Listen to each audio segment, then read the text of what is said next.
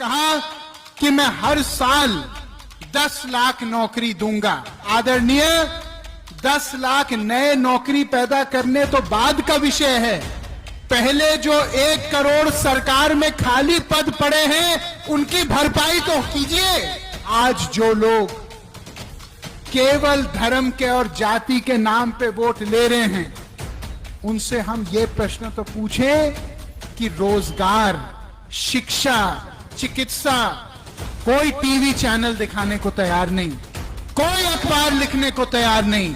केवल क्या लिख रहे हैं? हिंदू मुस्लिम, जाति पाति, तोते के तरह। ये राजनीति हम होने नहीं देंगे। हिंदुस्तान में अगर 100 रुपए लोन लिए जाते हैं बैंकों से तो उसमें 90% पैसा केवल उद्योगपतियों को जाता है। ये पैसे जो बैंक में हैं सरकारी, ये आपके बच्चों और हमारे बच्चों के पैसे हैं, ये किसी के पिताजी के पैसे नहीं हैं। जब हमारे बाप दादाओं ने अंग्रेजों के गोलियां खाने से नहीं डरे तो हम ये मामूली FIR से क्यों डर रहे हैं? मैं बंद कमरे में बोलने वाला आदमी नहीं हूं, मैं खुलेआम बोलता हूं। डरने की क्या बात है? पीलीभीत का आदमी जहां पैर चल के बोले तो देश में सिंहासन डोले। हिंदुस्तान को अंदर से दीमक की तरह खा रहा है तो हम नाम लेके और उसका काम लेके भी बोलेंगे और डंके के चोट पे बोलेंगे।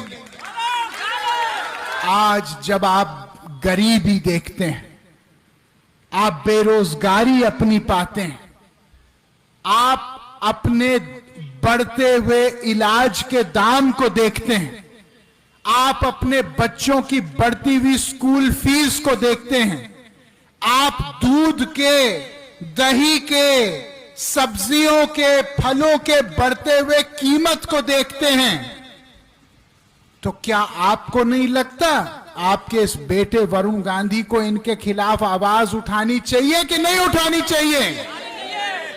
प्रधानमंत्री जी ने अपने भाषण में कहा कि मैं हर साल 10 लाख नौकरी दूंगा।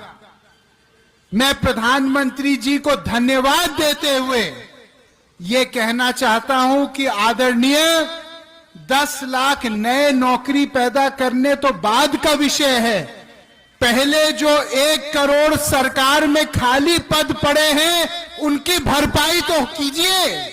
हमारे देश में कब तक असली मुद्दों पे हम शांत रहेंगे?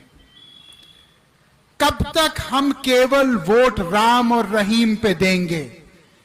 कब तक हम केवल वोट जातिवाद पे देंगे? क्या हम लोग देश में ये नहीं समझते कि आग जो एक तरफ से शुरू होती है वो फैलते फैलते हमारे मकान तक भी पहुंचेगी? क्या ये हम नहीं समझ रहे? आज जो लोग केवल धर्म के और जाति के नाम पे वोट ले रहे हैं उनसे हम ये प्रश्न तो पूछें कि रोजगार, शिक्षा, चिकित्सा, अभी कोविड के चपेट में पता नहीं कितने 85 लाख लोग हिंदुस्तानी शहीद हुए। क्या आप जानते हो कि कोविड के बाद एक नई नौकरी की भर्ती नहीं हुई चिकित्सा में, एक नया डॉक्टर की भर्ती नहीं हुई, एक नया कंपाउंडर की भर्ती नहीं हुई, एक नए नर्स की भर्ती नहीं हुई। अगर कल कोविड भगवान ना करे फिर आ जाए देश में तो किसकी जिम्मेदारी होगी? बताइए, मैं सही कह रहा हूं, मैं गलत कह रहा हूं? किसान इस समय कितने बड़े संकट में है। कोई टीवी चैनल दिखाने को तैयार नहीं, कोई अखबार लिखने को तैयार नहीं। केवल क्या लिख रहे हैं? हिंदू मुस्लिम, जाति पाति, तोते के तरह। भाई को बांटो, भाई को काटो। ये राजनीति हम होने नहीं देंगे। आप जानते हैं कि हिंदुस्तान में अगर 100 रुपए लोन लिए जाते हैं बैंकों से तो उसमें 90% पैसा केवल उद्योगपतियों को जाता है।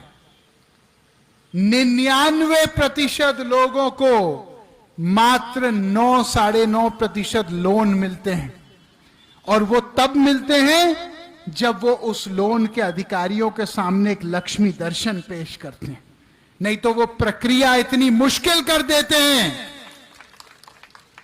यहां कितने लोग जो कुछ छोटा मोटा धंधा करना चाह रहे थे वो टूट गए, उनके घर पे कुड़की लग गई, क्योंकि वो अपने लोन समय पे नहीं दे पाए, क्योंकि वो आर्थिक रूप से कमजोर हो चुके थे। मैं पूछना चाहता हूं, जो उद्योगपतियों ने 5-5